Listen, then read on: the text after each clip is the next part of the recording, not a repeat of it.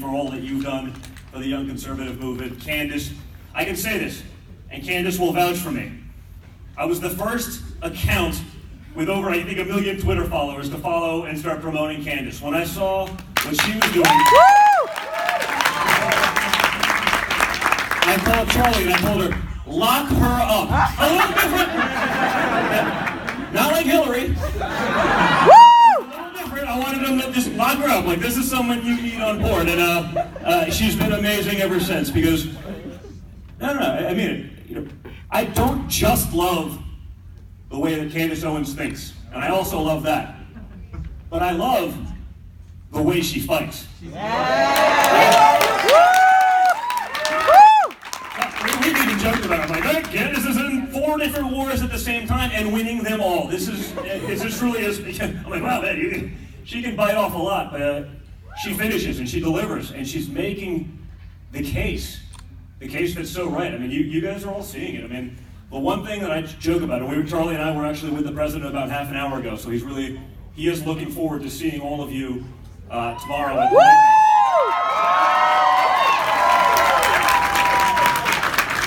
Sort of contrary to the narrative that we read about day in and day out, but it is awesome to be here because I think the one thing that we can all agree with is that the president was wrong. You are not sick of winning. Oh, no. No, we are not. That was a great speech. Remember that? You're going to call and you're going to say, please, Mr. President. We can't take it Let anymore. the other side have some more wins. No. See, it's not for me either. It was a good speech, but he meant it in humor because it's actually happening. I mean, just look at what's going on right now in this country. Look at the job numbers. Look at the stock markets. Look at, honest, all-time low African American unemployment. Hispanic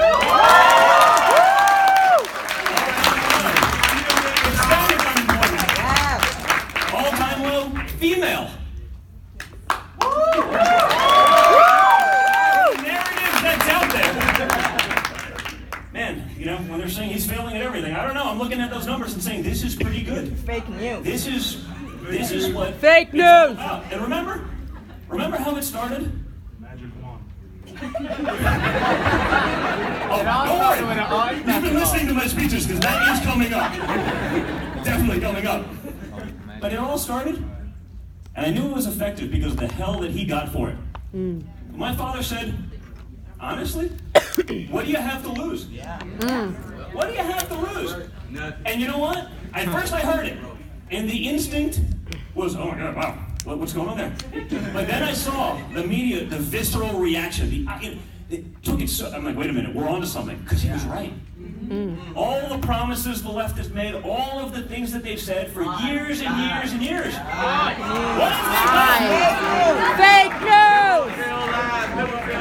I'm off the plantation!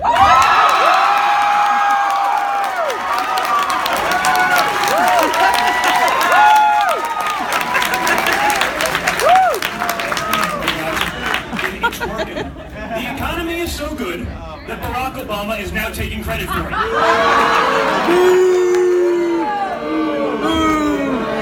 Well, listen, we all understand that anyone who's done any of this realizes that him trying to take credit for this is the stupidest statement in the history of both politics and economics.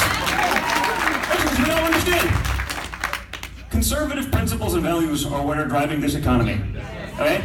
Those, and how about a little bit of experience, right? I understand that for Obama, a rough day of work prior to becoming president was getting a paper cut handing out pamphlets. We can't fault him for that. That's not his fault. He hadn't done it. But someone who's done it, someone who's had a business, who's had people's livelihoods, families, well-beings dependent on his success, seems logical to trust that person with an economy, right? I mean, I remember during 2016, Obama's out there, we were hovering at 1.6, 1.8% GDP growth. My father says, well, why can't we have 3%? Why can't we have 4%? Why can't we do better than that? Obama himself said, there's no magic wand for that. You nailed it. You guys all remember, there's no magic wand for that. He couldn't fathom anyone being able to do better than that. The New York Times was there, they backed him up. No, this is the new normal. Well, we've had record-setting quarter after quarter, and we're at 4.2%. What abracadabra.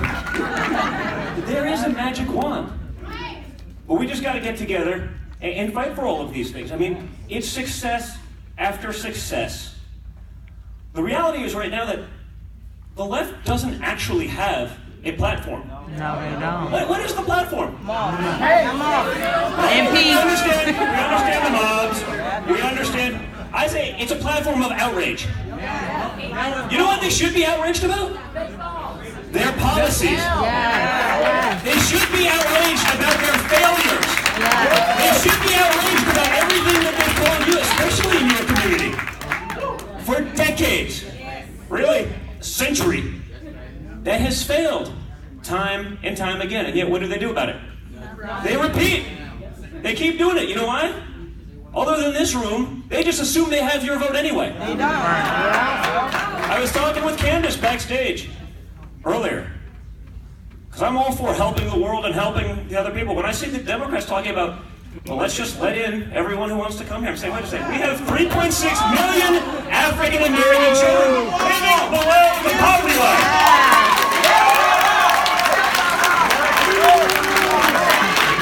They should be outraged about that.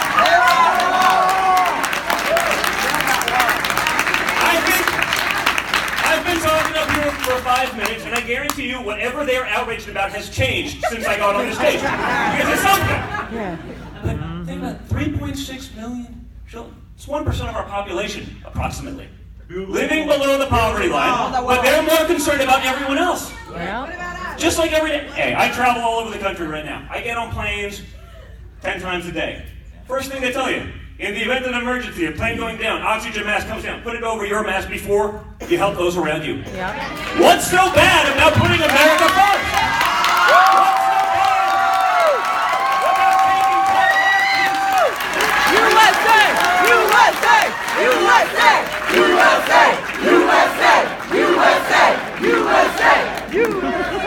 I love doing it, but think about it. Why is that racist?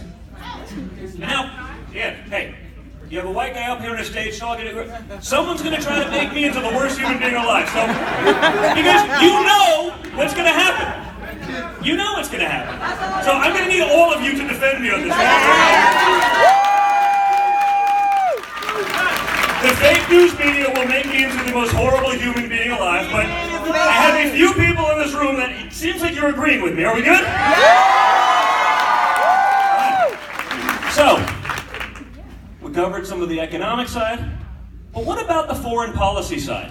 Right? What about everything that's going on with Israel? We made a promise that we're finally keeping. No, but think about this one. Moving the embassy to Jerusalem.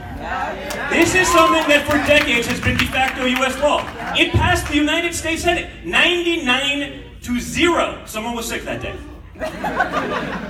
Think about that. It's been Bush, Clinton, other Bush, Obama. They all said they were going to do it. They all said they were going to move. What was the difference between them and my father? Guts. There's a better word for it. In case there's young people in here, I won't say. You nailed it. All right? It took balls to get it done, and he did it. What the media say? Billions of people are going to die. It's going to be the start of World War III. What actually happened? 2 people threw rocks for about 4.2 seconds, and it was over. But the rest of the world was watching.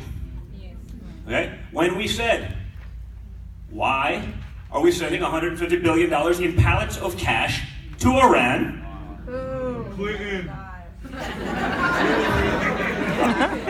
But how about we take that money and maybe educate our kids? How about rather than giving $150 billion to the world's leading state sponsor of terror, we actually take care of our kids first and educate them?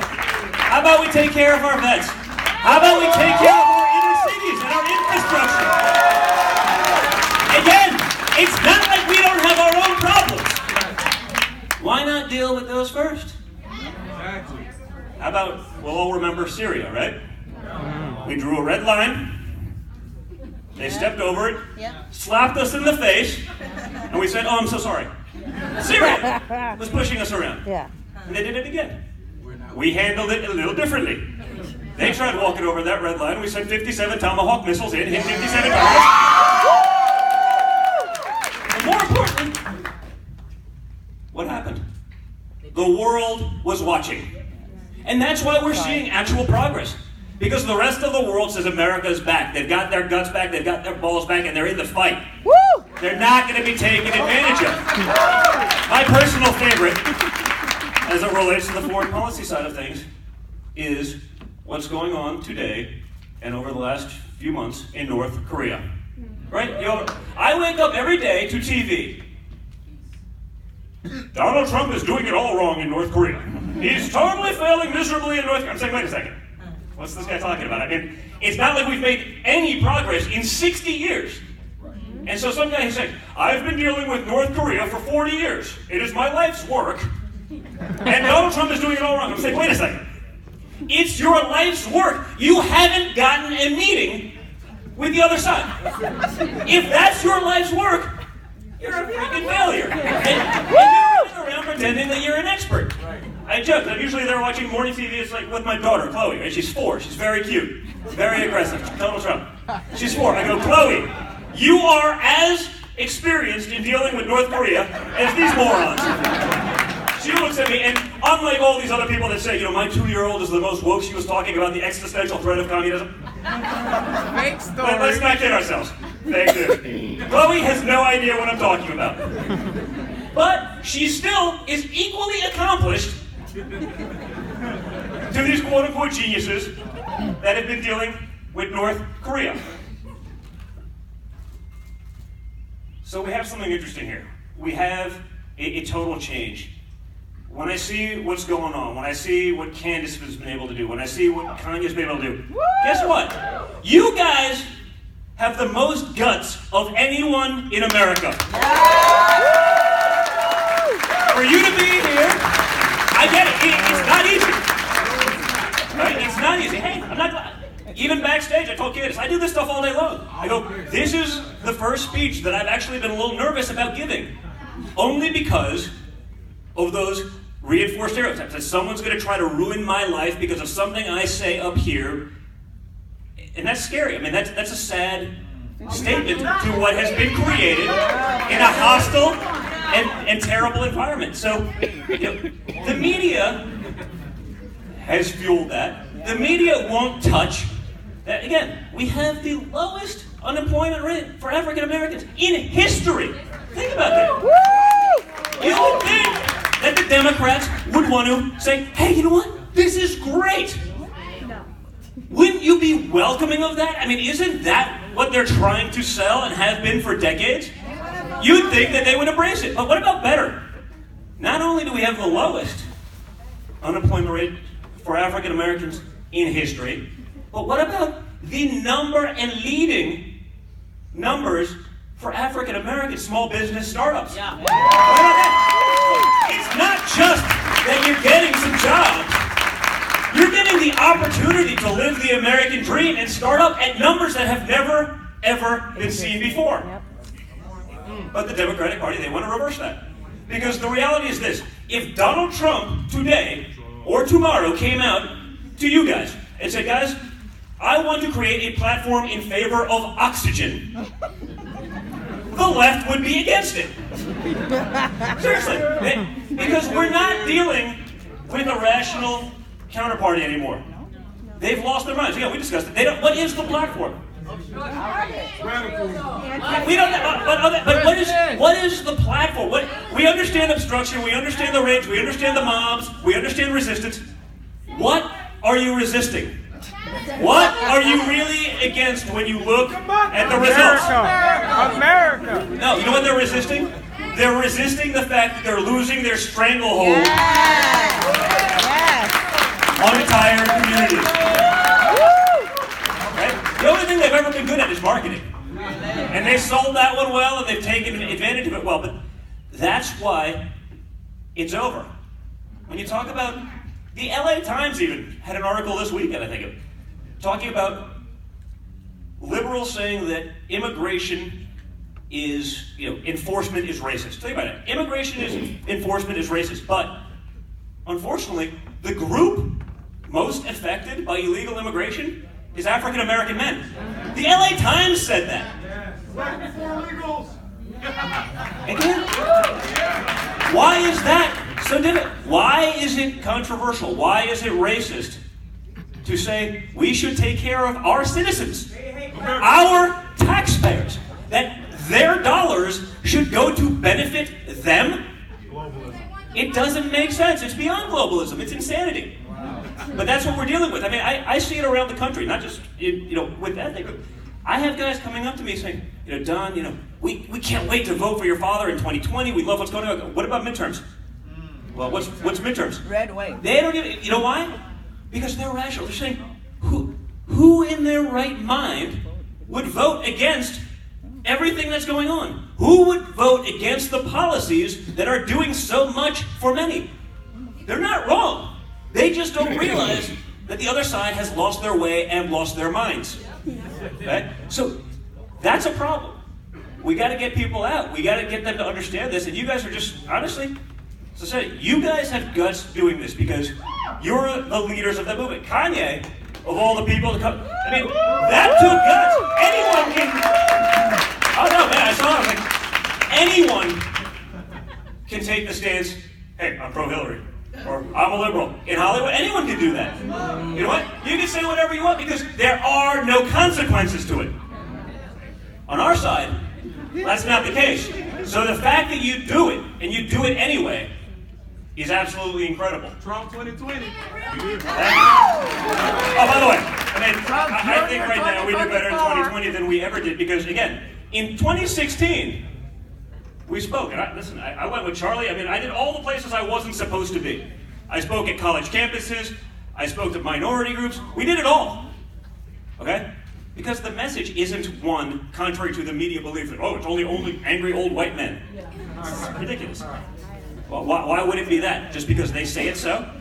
Again, this is benefiting everyone. This is benefiting the country that we are going to leave to our children. I have 5 of them. I know how that happens now, so cable package, new TV, different hobbies, we're all set, we're good. But this is the legacy that we're leaving them. So it's so important what you guys are doing. It's so important, Candace, what you've really jump-started, and Charlie, the platform that you get. It is amazing to see it because this is what America's about, and you guys are on the forefront. You are the leading edge of the change. You are the tip of the spear fighting against the stranglehold that the Democratic Party has had that has kept and oppressed so many people for too damn long. So I just honestly want to really thank you for being here. And what an amazing, untapped resource. A resource that's really been forgotten because you're just taken for granted. It is. Imagine that everyone had the same opportunity. Imagine that everyone's potential that way was realized because they weren't just expected to do this and expected to fall into the stereotypes and the norms. Think of the potential. Think of what we can do. And that's why, it's so exciting for me to be here with this. It's so exciting to know that you guys are all going to the White House tomorrow. It's awesome that I could be and open up the largest gathering of this kind ever. Think about that.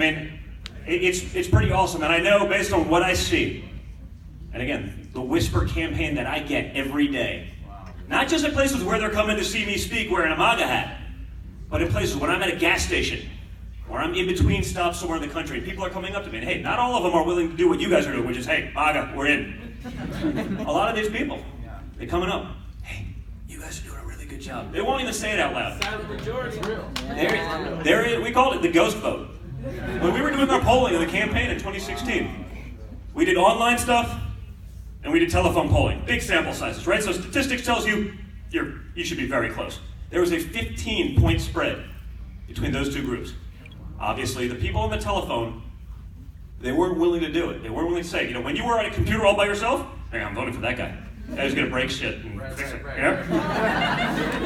No, they were willing to take that chance there. On the phone, they weren't. The media created an illusion. If you did this, you were a terrible person. So we started asking people on the phone. Someone really smart actually came up with the idea. Okay, you're writing in Bernie. Who's your neighbor voting for? Oh, that guy's voting for Trump. The second they had a scapegoat, the second they could it was them. It was them. They just couldn't admit it to someone on the phone. They were happy to throw their neighbor under the bus. And we saw it on election day. We saw it in the polling. The exit polls on election day were saying, man, we thought we were doing pretty good in that market. We're down by 12. I go, wait, give me the numbers. They're like, well, this many people, we're down by 12. But I go, tell me more. They're like, well, 15% of the people are giving us the finger. Now, that's a Trump voter. Add him on our side. We're up by 3. And we were. And that's the reality of it. I mean, so for you guys and for us, it's almost like a coming out party. People, it's okay to fight back. Yeah. It's okay to be vocal.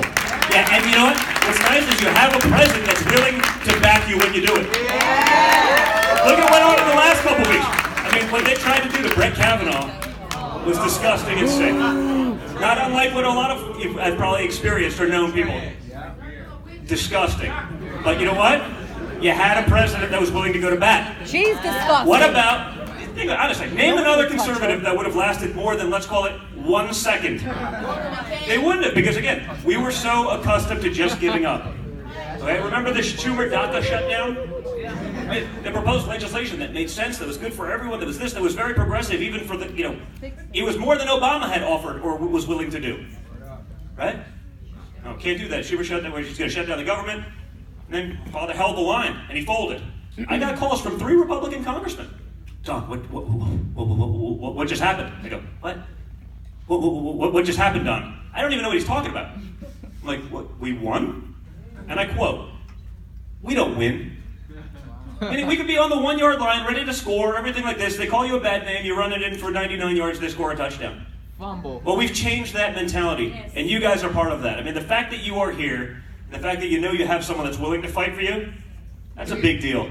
That's going to be able to change the narrative forever. So again, thank you so much for being here today. It's really awesome. It's an honor to be here. I really appreciate all of you. Thank you so much.